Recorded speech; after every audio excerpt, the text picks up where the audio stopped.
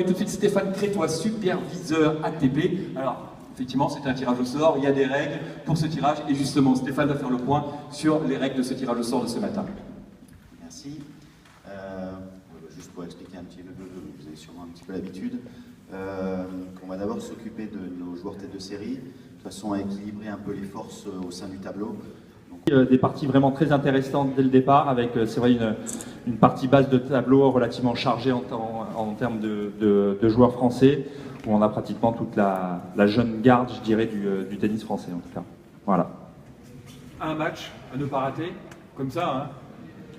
Bah, je dirais celui de Jérémy, parce que c'est un petit peu pas le mélange des genres en termes de style de jeu, mais le mélange des générations, avec un Jérémy qui est déjà un joueur confirmé, qui est la tête de série 1, et quelque part un petit peu le futur du tennis mondial, vu qu'en règle générale, quand on est numéro 1 mondial junior, on a de bonnes chances de se retrouver dans le haut de la hiérarchie mondiale dans les années futures. Pour rebondir sur la question du premier match à ne pas louper, il y a un match aussi, Le Colli-Goutet, qui sera à mon avis très très spectaculaire et très sportif.